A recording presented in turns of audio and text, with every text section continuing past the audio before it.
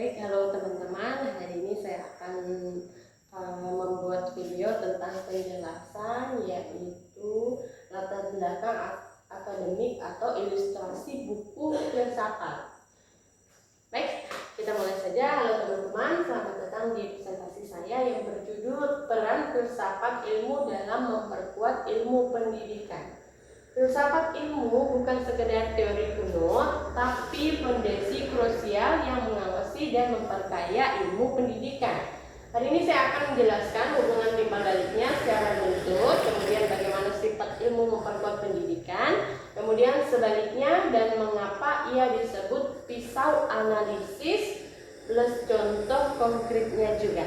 Baik, yang pertama, bagaimana filsafat ilmu mengawasi dan memperkuat eksistensi, keilmiahan, serta nilai-nilai dalam ilmu pendidikan.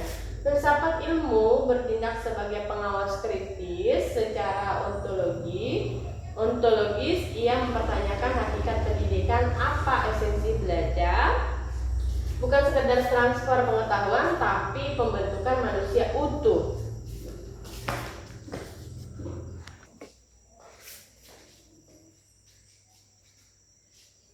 Epistemologi, ia validasi metode ilmiah pendidikan, apakah pengajaran berbasis bukti empiris atau hanya sekedar tradisi saja. Aksiologis, ia tekankan nilai etis seperti keadilan akses pendidikan bagi semua. Kemudian dengan demikian, filsafat ilmu memastikan ilmu pendidikan tetap ilmiah, relevan, dan bernilai, mencegahnya menjadi dogma yang kosong. Kemudian yang ketiga, sebaliknya pendidikan yang bermakna dan bernilai turut memperkuat perkembangan filsafat ilmu.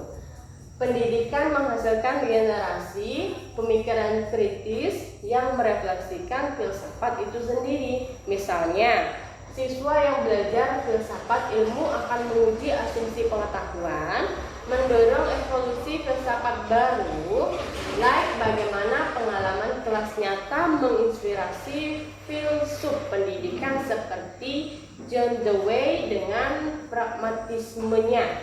Hubungan ini timbal balik, filsafat memberi fondasi, kemudian pendidikan memberi aplikasi hidup. Kemudian selanjutnya, oleh karena itu filsafat ilmu disebut pisau analisis.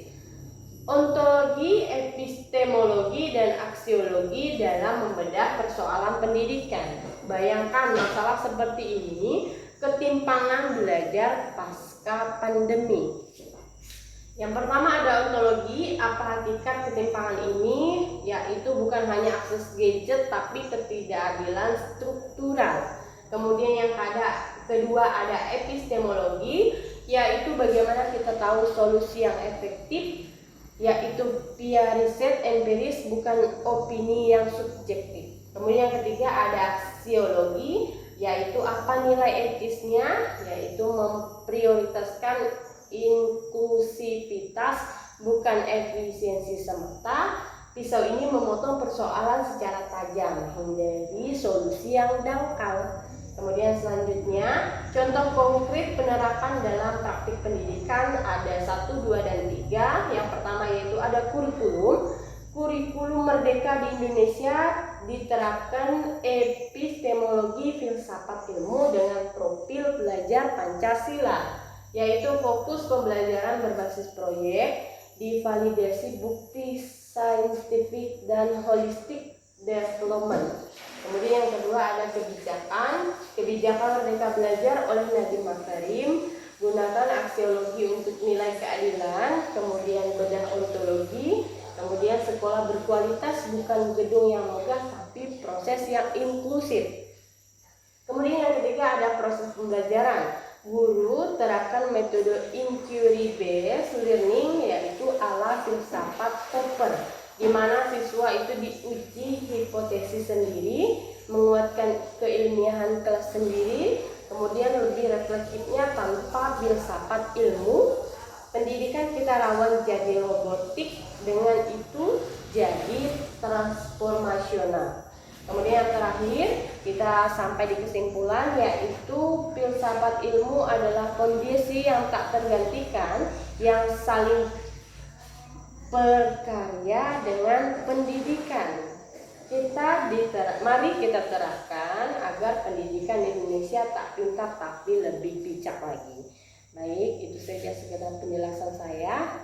Saya ucapkan terima kasih dan selamat siang.